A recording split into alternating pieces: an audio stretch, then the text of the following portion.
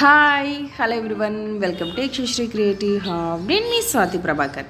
ఈరోజు మీకు చూపించబోయే రెసిపీ వచ్చేసి బ్రకోలీ ఎగ్ ఫ్రైడ్ రైస్.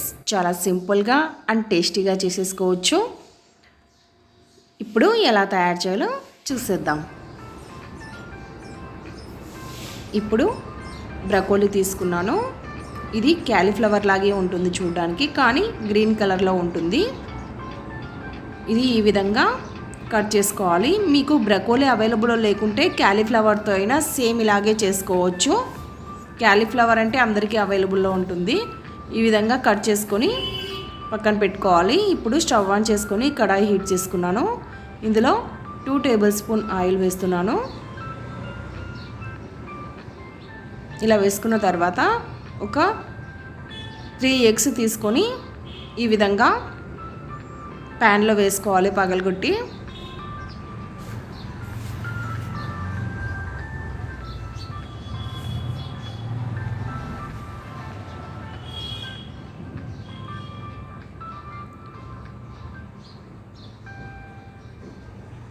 ఇప్పుడు కొద్దిగా సాల్ట్ యాడ్ చేస్తున్నాను, చిటికెడు. అలాగే చిటికెడు కారప్పొడి యాడ్ చేస్తున్నాను. మీరు కారం ఎక్కువ తినగలిగితే ఎక్కువైనా వేసుకోవచ్చు. ఇవి సిమ్లో పెట్టేసుకొని మొత్తం ఈ విధంగా కలుపుకుంటూ ఉండాలి.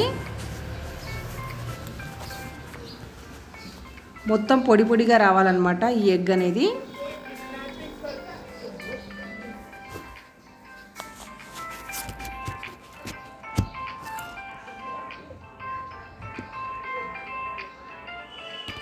ఇలా పొడి పొడిగా రావాలి. ఇది రెడీ అయిపోయింది. ఇప్పుడు సపరేట్ ప్లేట్లోకి తీసుకుందాం. ఇప్పుడు అదే కడాయిలోనే ఒక 4 టేబుల్ స్పూన్ ఆయిల్ వేస్తున్నాను.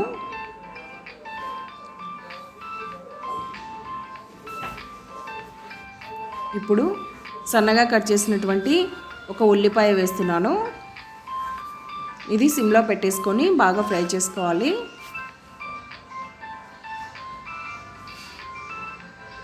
ఇప్పుడు సన్నగా కట్ చేసినటువంటి 2 పచ్చిమిర్చి వేస్తున్నాను. అలాగే 1 స్పూన్ అల్లం వెల్లుల్లి పేస్ట్ వేస్తున్నాను. ఇది పచ్చివాసన పోయేంత వరకు బాగా ఫ్రై చేసుకోవాలి. ఒక 2-3 మినిట్స్ పడుతుంది ఇది పచ్చివాసన పోవాలంటే. బాగా ఫ్రై చేసుకోవాలి, లేదంటే స్మెల్ వచ్చేస్తుంది, అంత టేస్ట్ అనిపించదు.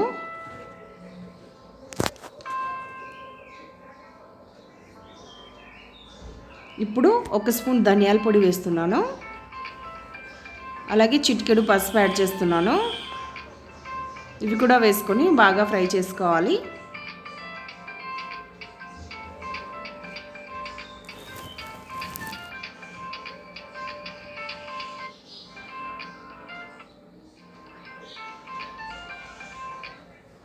ఇది మొత్తం ఫ్రై అయిపోయింది. ఇప్పుడు ముందుగా కట్ చేసి పెట్టుకున్నాం కదా బ్రకోలీ, అది ఇందులో వేసుకోవాలి. అలాగే 1 స్పూన్ కారపొడి వేస్తున్నాను.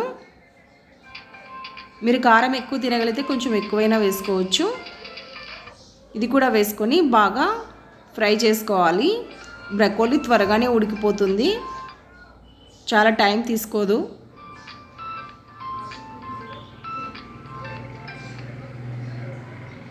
ఈ విధంగా బాగా కలిపేసుకోవాలి. మసాలా మొత్తం బ్రకోలీకి పట్టాలన్నమాట.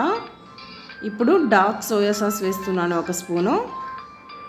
మీకు అవైలబుల్లో లేకపోతే స్కిప్ చేసేయచ్చు, కంపల్సరీ వేయాలని ఏం లేదు.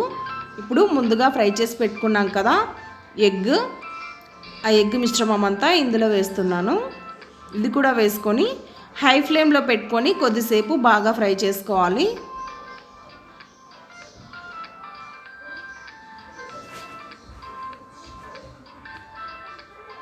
ఈ విధంగా బాగా కలిపేసుకోవాలి.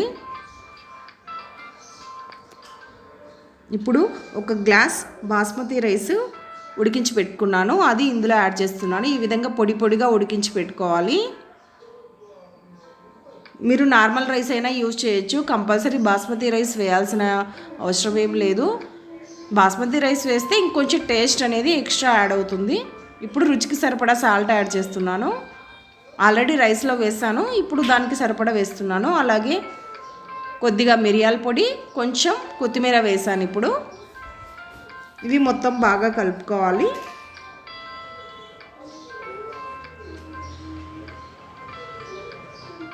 మంచి స్మెల్ వస్తుంది.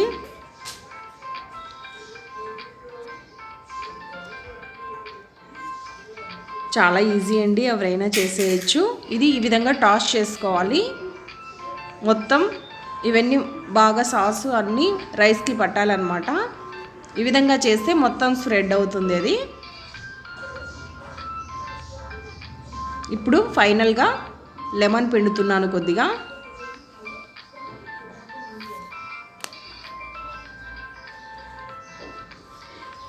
ఒకసారి మళ్ళీ కలిపేసుకుందాం. చాలా టేస్టీగా ఉంటుందండి ఇది, మీరు కూడా ట్రై చేయండి. బ్రకోలీ దొరకనట్టయితే క్యాలీఫ్లవర్తో అయినా ట్రై చేయండి. యమ్మీ and tasty broccoli fried rice ready అయిపోయింది. అండ్ చాలా త్వరగా కూడా చేసేయచ్చు. మీరు కూడా ట్రై చేయండి. ప్లీజ్ నా వీడియో నచ్చినట్టయితే లైక్ చేయండి, షేర్ చేయండి, సబ్స్క్రైబ్ చేయండి. అలాగే నా వంటలు ఎలా ఉన్నాయో కామెంట్ సెక్షన్లో తప్పకుండా టైప్ చేయండి. Thank you for watching. Bye.